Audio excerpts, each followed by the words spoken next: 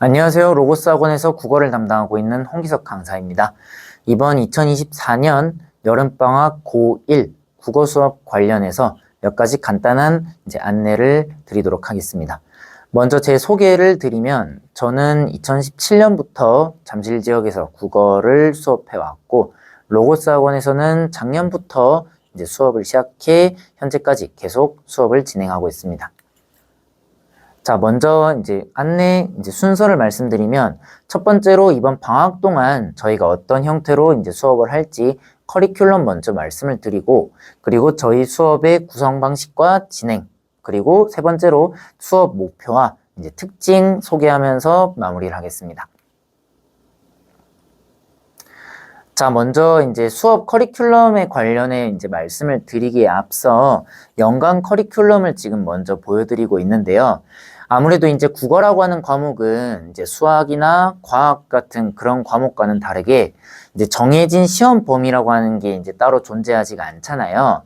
그래서 저 같은 경우는 방학 수업을 진행함에 있어 1학년 처음 고등학교 들어올 때부터 고3 본격적인 수험 생활을 앞두기 전까지 방학 단계별로 수업을 구성해 진행을 하고 있어요. 그래서 지난 겨울 방학, 즉 예비고1 단계의 수업에 대해서 간단하게 말씀을 드리면 아무래도 이 시기에는 학생들이 처음 고등학교 올라와서 국어를 공부하는 단계였다 보니까 문학을 공부하는 데 있어서 반드시 알아야 될 필수 개념어, 그리고 문학과 독서, 공통 영역이 있다고 했을 때 각 영역을 어떻게 읽고 문제를 풀어야 되는지 기본적인 내용에 대한 수업을 진행했고요. 1학기 때 보통 음운 변동이나 문법 요소 같은 그런 문법과 관련된 내용이 나오기 때문에 그 부분 역시도 지난 겨울 방학 때 수업을 진행했었습니다.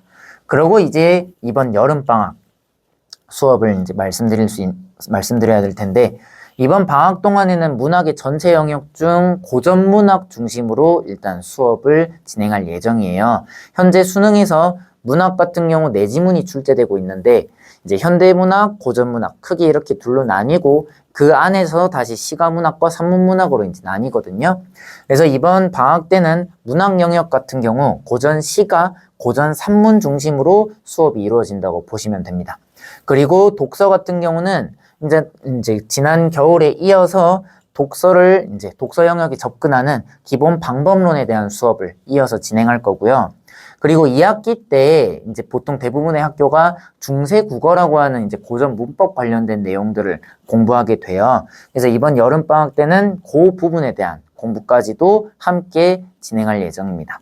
그래서 여름 방학 때 이렇게 공부를 하고 나서 예비 고2 겨울에는 그때는 본격적인 수능 공부 스퍼트를 조금 올려야 될 단계라고 보시면 되거든요.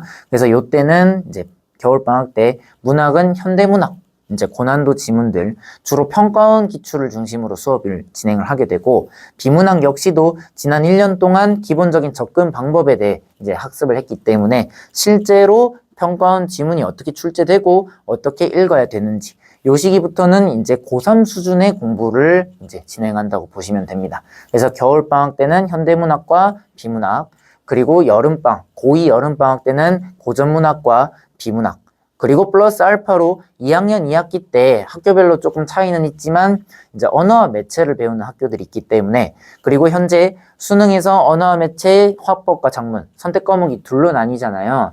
근데 정시에서 수능 국어 1등급자 중 거의 절대 다수가 언어와 매체 선택자이기 때문에 정시를 준비한 입장에서 문법 공부를 조금 미리 해놓는 게 필요하다고 생각해서 여름방학 때는 문법 관련된 수업도 진행할 예정입니다.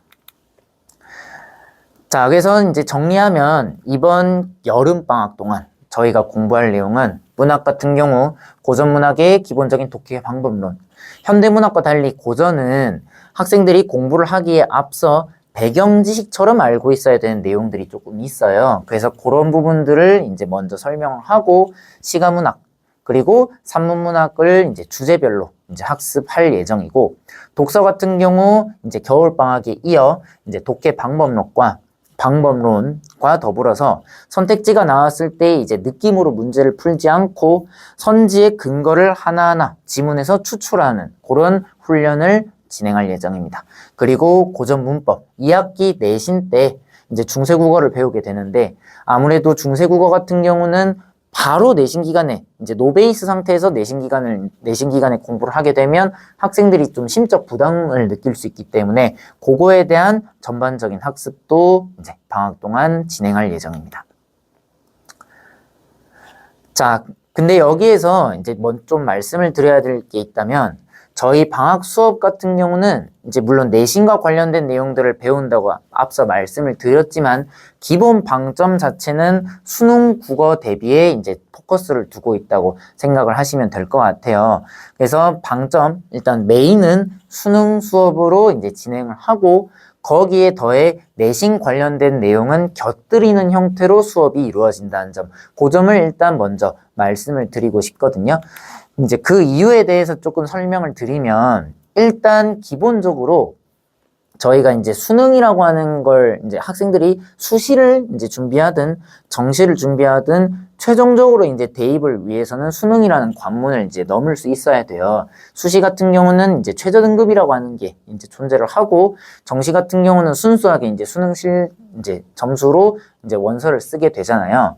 근데 학생들이 많이 오해하는 것 중에 하나가 수능은 고3 되면 그때부터 공부를 하는 거라고 이제 생각을 하는데 사실 이 수능이라고 하는 시험은 고등학교에 입학하는 순간부터 시험 기간이 시작된다고 보시는 게 사실은 맞아요. 즉 3년이라는 기간 동안 학생들이 부지런히 준비를 해서 고3 11월에 치르는 시험이기 때문에 지금부터 어느 정도 수능의 방향성을 두고 공부를 시작하는 게 저는 옳다고 개인적으로 생각하고 있습니다. 그래서 방학 때 수능에 포커스를 두고 이제 수능 수업이 이루어진다고 보시면 될 것 같고, 그리고 두 번째로 이제 방학 동안 내신에 포커스를 두지 않는 이유가 결국 학생들이 내신에서 1등급을 받기 위해서도 수능 국어 실력이 어느 정도 좀 갖춰지는 게 필요해요. 보통 내신에서 이제 거의 한 80% 정도의 문제는 이제 학교에서 배운 내용을 열심히 암기해 풀 수 있는 형태로 이제 80% 정도는 문제가 출제되지만 20% 정도의 문제는 학생들이 그 시험 시간에 이제 처음 보는 텍스트 같은 것들을 읽고 스스로 판단을 해서 문제를 풀어나가는 게 조금 필요하거든요. 그게 이제 1등급과 2등급을 가르는 기점이라고 보시면 될 것 같은데 그거는 이제 학생들이 시험 기간에 열심히 공부하는 것만으로는 대비할 수 있는 영역이 아니고 평소에 낯선 텍스트를 읽고 그걸 자기 힘으로 읽어나가는 훈련이 이루어진 학생들이 아무래도 수월하게 해결하는 게 가능하거든요.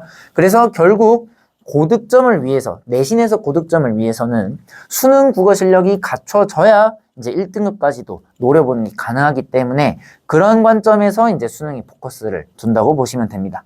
그리고 마지막으로 저는 개인적으로 이제 이 국어라고 하는 과목이 방학 때 공부를 좀 많이 해야 되는 과목이라고 이제 생각을 하는데 그 이유 중에 하나가 국어는 다른 과목을 공부하기 위한 일종의 도구 과목의 성격을 갖고 있다고 이제 흔히들 얘기를 해요. 즉, 물론 수학이나 영어 같은 경우는 조금 차이가 있을 수 있겠죠. 수학은 이제 수를 언어로 하는 학문이라고 볼 수 있고, 영어는 이제 다른 나라 언어로 이루어져 있기 때문에 조금 결이 다르지만, 이제 수학, 영어를 제외한 뭐 사회니, 과학이니 이런 과목들은 우리가 지금 사용하고 있는 한국어를 이제 매개로 학생들이 내용을 학습하게 되잖아요. 그렇기 때문에 한국어 능력 자체가 어느 정도 좀 갖춰져 있어야 다른 과목에 대한 공부까지도 이제 원활하게 이루어질 수 있다고 생각을 하시면 될 것 같아요. 그래서 비단 국어뿐만 아니라 다른 과목을 이제 원활히 공부하기 위해서도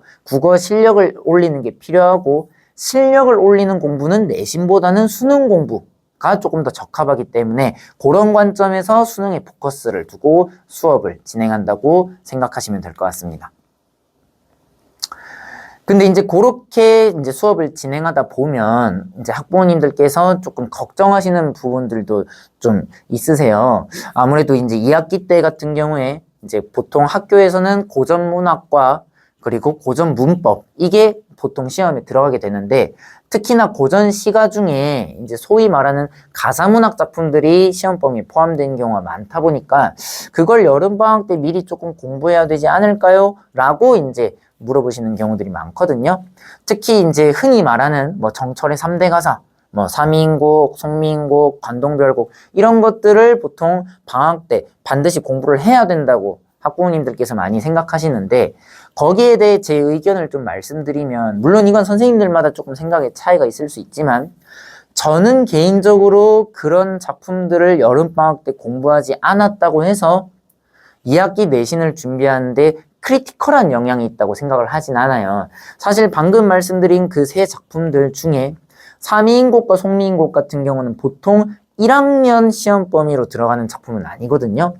이제 여기 인근에 있는 모든 학교가 삼이인곡 혹은 송미인곡을 2학년 1학기 문학 때 배우게 되는데 그렇기 때문에 1학년 때는 학교 선생님들이 그 작품을 시험에 내지는 않아요. 그리고 관동별곡 같은 경우는 이제 잠일고나 정신여고에서 이제 수업을 이제 1학년 때 배우게 되는데 뭐 다른 학교는 크게 상관없지만 잠일 정신여고는 아무래도 관동별곡 정도는 조금 공부해 놓는 게 필요하거든요.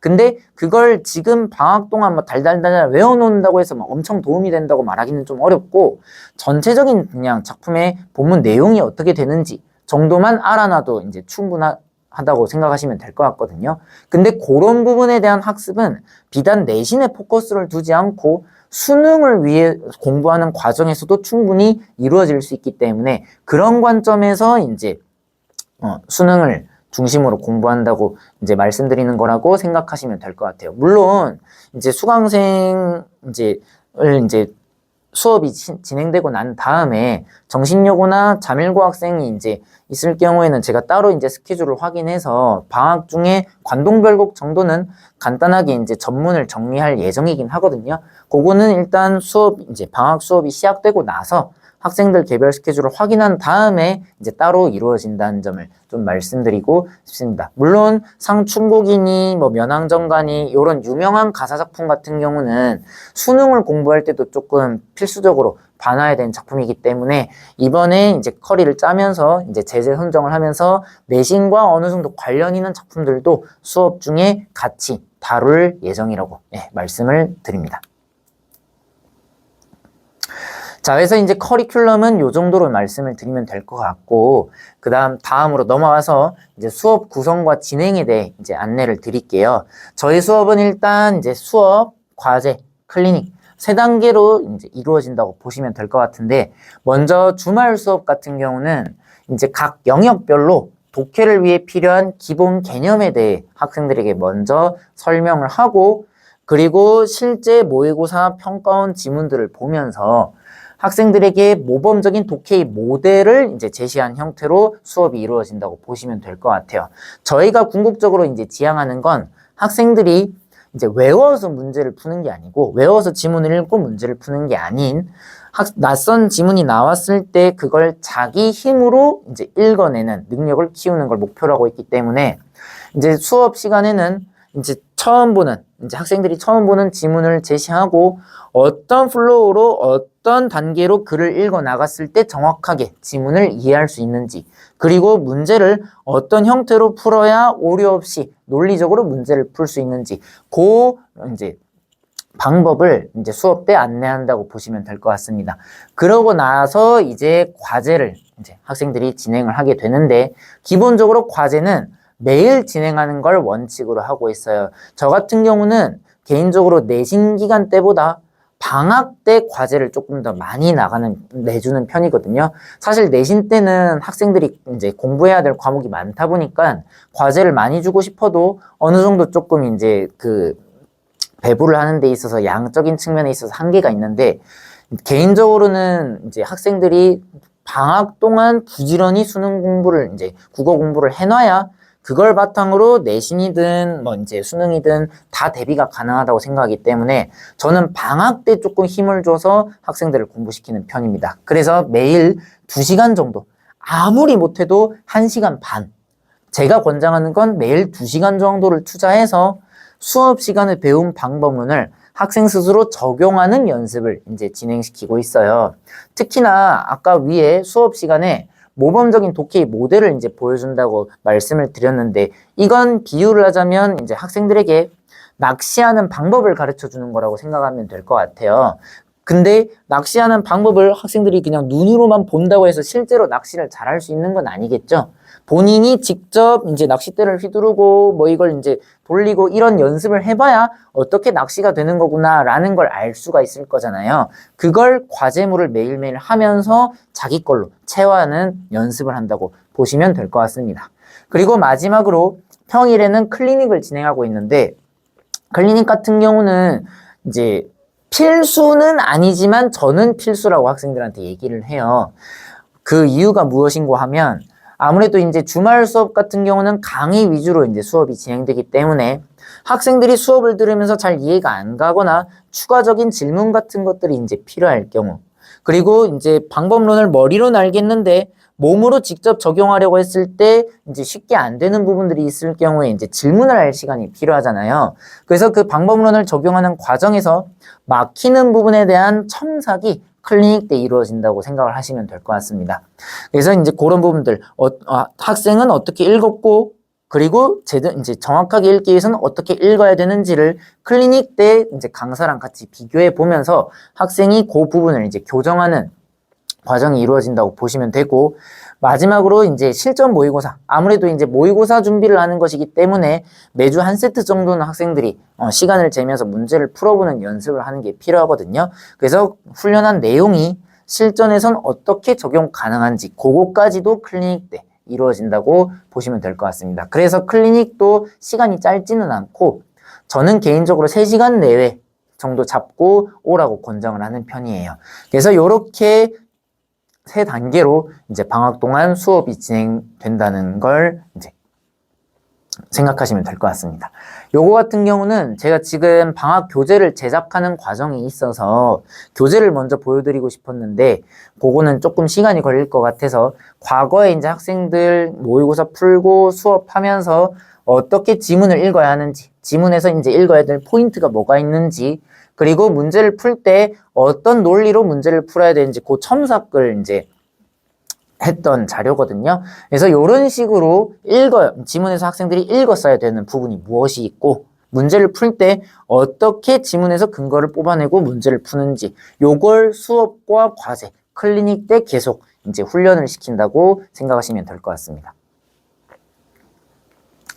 자, 그래서 이렇게 이제 수업 구성 방식에 대해 안내를 드렸고, 다음으로는 저희가 이번 방학 동안 이제 학생들과 수업하면서 목표로 삼고 있는 점 3가지를 말씀드릴게요. 일단 첫 번째로 저희는 스스로의 힘으로 학생들이 글을 이해하는 능력을 키우는 걸 궁극적인 목표로 하고 있습니다.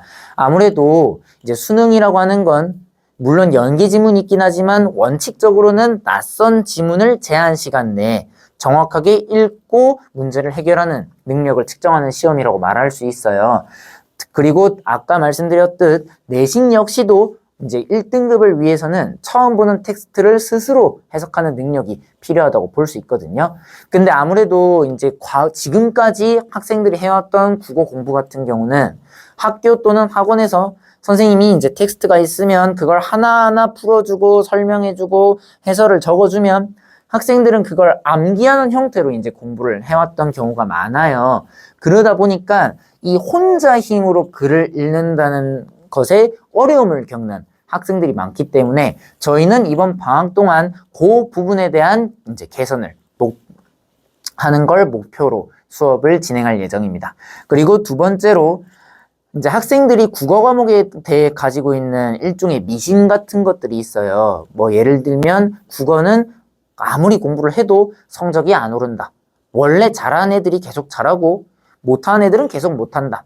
라는 게 이제 국어 과목에 있어서 학생들이 흔히 갖고 있는 오해 중에 하나라고 볼 수 있는데, 사실 그런 오해가 발생하는 가장 큰 이유 중에 하나는 학생들이 공부를 이제 안 하는 것도 물론 있겠지만 열심히 함에도 불구하고 성적이 안 오른다고 한다면 그건 접근하는 방법 자체가 잘못됐을 가능성이 높다고 저는 말씀을 드리고 싶거든요. 그래서 국어 영역에 접근하는 전반적인 자세를 교정하는 걸 이제 이번 방학 수업의 목표로 삼고 있습니다. 아무래도 이 국어라는 과목은 모국어로 이루어져 있다 보니까 학생들이 지난 10수년 동안 한국어 텍스트를 읽으며 쌓아온 관성이라고 하는 게 있어요. 근데 그 관성, 뭐 혹은 직관이라고 하는 것이 실전에서 이제 요구하는 방식과는 좀 차이가 있는 경우가 많고, 문제는 그걸 학생들이 스스로 깨우치기, 본인이 잘못 읽고 있다는 걸 스스로는 좀 깨닫지 못하는 경우가 많거든요. 그래서 그런 접근 방법 자체를, 방식 자체를 같이 수업하면서 교정하는 걸 목표로 삼고 있습니다. 그리고 세 번째로, 저는 개인적으로 국어라고 하는 과목은 지식보다는 태도와 판단을 이제 공부하는 과목이라고 생각을 해요. 물론 지식에 관련된 부분도 필요하겠죠. 고전문학 같은 경우는 특히나 배경 지식이 조금 있어야 수월하게 공부를 할 수 있기 때문에 그런 부분에 대한 공부도 당연히 이제 진행을 하겠지만, 거기에 플러스 알파로 보다 근본적으로 이제 저희가 집중을 하고 있는 건 태도. 이제 지문에 접근하는, 문제에 접근하는 올바른 태도를 기르는 것. 그리고 이제 하나하나 이제 선지를 판단하는 과정에서 오류 없이 정확한 판단을 이끌어내는 그 능력을 배양하는데 목표를 두고 수업을 진행할 예정입니다. 그래서 이게 저희 방학 수업의 이제 궁극적인 목표 세 가지라고 볼 수 있고, 수업의 특징에 대해 이제 다음으로 말씀을 드리면 마찬가지로 세 가지로 이제 요약을 했거든요. 일단 첫 번째로 뭐 푸짐한 군만두 서비스라고 제가 지금 적어놨는데, 요거는 제가 이제 학생들이랑 수업하면서 이게 농담처럼 이제 말하는 것 중에 하나예요. 저는 기본적으로 이 국어라고 하는 과목이 이제 입시에 있어서도 조금 중요하지만, 학생들이 언어는 죽는 그 순간까지도 이제 계속 사용해야 되는 것이라고 생각을 하기 때문에 이제 근본적인 언어 실력을 좀 키울 수 있으면 좋겠다는 생각을 늘 해요. 근데 그러기에는 이제 3시간이라는 수업 시간이 워낙 짧고, 이제 제가 수업을 하면서 여기까지, 이것까지만 조금 더 얘기했으면 좋겠다 싶은 부분들이 항상 좀 이제 아쉬움으로 남는 경우가 많거든요. 그래서 뭐 내신 때도 그렇고 방학 때도 그렇지만 뭐 공식적인 수업 시간은 3시간이지만 플러스 알파로 조금 수업이 진행되는 경우가 많아요. 뭐 제 나름대로는 이게 제가 이제 학생들에게 보여줄 수 있는 열정이라고 생각을 하는데, 그래서 이제 기본 수업 자체가 조금 3시간 반 정도 진행이 된다는 것. 조금 학생들에게 요구하는 것도 많고, 제가 학생들에게 많은 걸 요구하는 만큼 저 역시도 학생들에게 조금 더 많은 걸 주고 싶어 한다는 점. 그걸 이제 저는 군만두 서비스라고 이제 얘기를 하거든요. 그래서 뭐 중국집 가서 이제 사장님이 군만두 서비스 주시면 배불러도 일단 먹지 않냐. 그러니까 너네들이 조금 힘들어도 이건 서비스라고 생각하고 이제 너희들을 위해서 이제 주는 거니까 좀 같이 한번 해보자 하면서 조금 수업이나 클리닉 같은 것들을 조금 길게 하는 편이에요. 물론 요거는 이제 솔직하게 말씀드리면 호불호가 조금 갈릴 수는 있습니다. 아무래도 조금 열심히 성실하게 따라오는 학생들 같은 경우는 이제 조금 추가적인 수업이 진행이 되어도 군말 없이 따라오는 경우가 많지만, 이제 공부를 이제 공부량이 조금 부족한 학생들 같은 경우는 수업 시간이 늘거나 이런 걸 좀 힘들어하는 경우들도 없지 않아 있긴 하거든요. 그래서 이 부분은 일단 조금 이제 학생의 성향을 어느 정도 조금 보시고 이제 수업 선택에 고려를 하셔야 될 점이라고 생각해서 먼저 첫 번째 말씀을 드렸고, 그리고 두 번째로 저는 개인적으로 이제 좀 확신을 갖고 말씀드릴 수 있는 게, 학생들이 열심히만 따라오면 반드시 성적을 올릴 수 있다고 개인적으로는 자신합니다. 사실 학생들이 국어 과목에 있어서 성적이 안 오른다고 하면 이유는 심플하게 두 가지라고 말씀드릴 수 있을 것 같아요. 첫 번째, 그냥 열심히 안 해서. 아까 말씀드린 것처럼 저는 방학 때 학생들이 매일 1시간 반에서 2시간 정도는 공부를 해야 된다고, 국어 공부를 해야 된다고 생각을 하거든요. 근데 그 양이 충족이 안 돼서 성적이 안 오른다고 한다면 그거는 안타깝지만 제가 어떻게 할 수 있는 부분은 아니라고 생각을 해요. 뭐 사실 열심히 안 하는 학생은 제 수업이 아니더라도 어딜 가든 성적이 안 오르는 게 정상이라고 봐야 될 것 같고, 다만 열심히 공부를 함에도 불구하고 노력한 만큼 성적이 안 오르는 학생들 같은 경우는 제 수업을 통해 아주 큰 만족을 얻을 수 있을 거라고 생각을 합니다. 그래서 물론 학생들마다 개인차는 좀 있기 때문에 기본 실력에 이제 시작하는 실력에 조금 차이가 있기 때문에 이제 시간은 학생들마다 조금 차이가 있을 수는 있거든요. 저는 빠르면 3개월, 그리고 평균적으로는 6개월 정도 이제 계속 꾸준히 인풋이 들어가야 된다고 학생들에게 안내를 하는 편이에요. 다만 이제 그 장기적인 관점에서 이제 텐션을 잃지 않고 꾸준히 공부를 해 나가면 반드시 수능뿐만 아니라 내신 역시도 이제 눈에 보이는 결과의 향상을 이제 얻을 수 있다라는 걸 말씀드리고 싶습니다.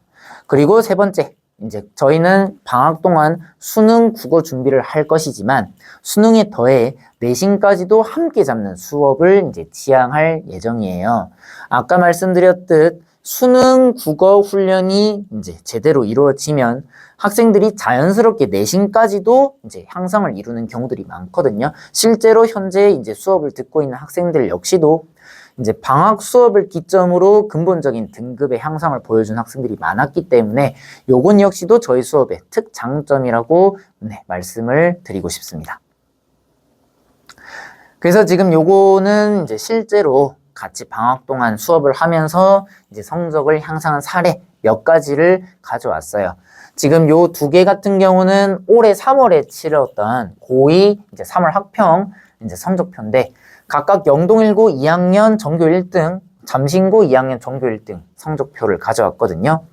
그래서 지금 당시 이제 3월 학평 같은 경우에 국어가 엄청 어렵게 나왔었어요. 1등급 컷이 이제 77점으로 역대급으로 이제 출제가 됐는데 요즘 국어 같은 경우는 이제 아무래도 변별을 위해 과목 자체의 난이도가 점점 올라가는 것에 반해 학생들의 전반적인 문해력은 이제 좀 퇴화하는 경향이 있어서 해가 가면 갈수록 커트라인이 1컷이 조금 낮아지는 경향이 있거든요. 그래서 지난 학평 역시도 3월 학평 역시도 아주 어렵게 출제가 됐는데 이제 영동일고 학생 같은 경우는 91점을 받아서 이제 학교 내에서 1등 했고 전국 백분위도 99.8로 이제 성적을 받았고 잠신고 학생 이제 수강생 역시도 이제 93점으로 전교 1등 그리고 전국 백분위 99.9로 이제 성적을 받게 되었습니다. 이 학생들이 참 재밌는 게 요 이제 영동일고 학생 같은 경우는 내신 같은 경우는 1학년 때 계속 쭉 들었었는데 이제 방학 수업 같은 경우는 지난 겨울 방학 때 이제 처음 들었어요. 그래서 이 학생이 지난 1학년 11월 모의고사에서는 2등급이 나왔었는데 이게 1, 2에서 좀 불안불안하게 왔다 갔다 하는 학생이었는데 방학 동안 이제 접근하는 방법에 대한 교정을 이제 했고 그 결과 이제 성적이 수직 상승했다고 보시면 될 것 같고 요 잠신고 학생 역시도 1학년 때는 계속 2등급권에서 모의고사 성적이 머물던 학생이거든요. 근데 이제 제가 지도하는 방향대로 좀 묵묵하게 따라왔던 편이라서 이번 3월 학평에서 좋은 결과로 이제 성적을 받을 수 있었습니다. 그리고 요 밑에는 작년 성적인데 잠일고는 올해 3월은 이제 전교 1등은 못 해가지고 작년에 전교 1등한 성적을 가져왔어요. 요거는 이제 작년 9월 모의고사에서 이제 전교 1등을 했는데 그때는 이제 1학년, 2학년에 이제 전교 1등이 다 제 수강생에서 나왔었거든요. 그래서 요거는 이제 잠일고 1학년 학생인데 당시 이제 국어 1등급 컷이 84점이었는데 94점으로 이제 국어 전교 1등을 했고 모의고사 그리고 요 학생은 지금 현재 고3 작년에 고2였던 학생인데 마찬가지로 9월 학평에서 1등급 컷 85점 시험이었고 이제 원점수 97점으로 전교 1등으로 이제 성적표를 받았습니다. 그래서 이제 저는 개인적으로 조금 이제 자부심을 갖는 것 중에 하나가 보통 방학 때 뭐 저랑 같이 수업을 하는 학생들도 있지만 뭐 대치동이든 뭐 다른 특강이든 여러 형태로 이제 학생들이 공부를 하는 경우가 많잖아요. 근데 요 인근 제가 담당하고 있는 학교의 이제 모의고사 전교권 학생들은 다 제 수강생 중에 있기 때문에 그걸 저는 개인적으로 큰 자부심으로 삼고 있습니다. 그래서 요 이제 대표적인 성적표 몇 가지를 보여드렸고 물론 이것 외에도 이제 1학년 때 4등급권이었다가 이제 학년 올라오면서 1등급까지 올라온 학생 등 다른 사례들도 좀 많이 있거든요. 그거는 이제 지면의 한계로 일단 다 씻진 않았으니까 양해를 부탁드립니다. 자, 마지막으로 이제 수업 시간표 그냥 간단하게 말씀을 드릴게요. 지금 고1 같은 경우는 현재 방학 때 새 타임 지금 예정이 돼 있거든요. 개강은 제가 조금 학생들 노는 꼴을 이제 잘 못 봐가지고 저도 조금 쉴까 말까 고민을 했다가 13일 14일 아마 제가 날짜를 잘 기억을 못 하겠는데 그때 이제 개강을 할 예정이에요. 현재 지금 제가 고1 같은 경우는 영동일고, 잠신고, 잠일고 각각 한 타임씩 내신을 수업하고 있는데 그거랑 동일한 시간대에 고1 같은 경우 토요일 10시, 일요일 2시, 일요일 6시 반 요렇게 이제 수업이 개설되어 있고 요 중에서 그냥 하나를 골라서 수업을 들으면 됩니다. 방학 수업은 이제 학교별 수업은 아니기 때문에 본인이 이제 편한 시간에 맞춰서 그냥 수강 가능하고요. 다만 아까 말씀드렸던 것처럼 제가 방학 동안에는 수업을 할 때 기본적으로 30분 정도 조금 오버되는 경우가 많아요. 그래서 선택을 하실 때 가급적이면 물론 아예 이제 시간이 안 되는 학생이 있으면 제가 오버해서 수업을 할 수는 없지만 가급적이면 선택을 하실 때 뒷타임에 조금 여유가 있는 시간으로 이제 선택을 하시면 이제 감사드리겠다고 말씀을 드리고 싶습니다. 그래서 요 세 개 중에 편하신 시간 골라서 수업을 들으시면 될 것 같습니다. 네, 제가 준비한 내용은 여기까지였고요. 이제 수업 선택에 이제 도움이 되셨으면 좋겠습니다. 네, 감사합니다.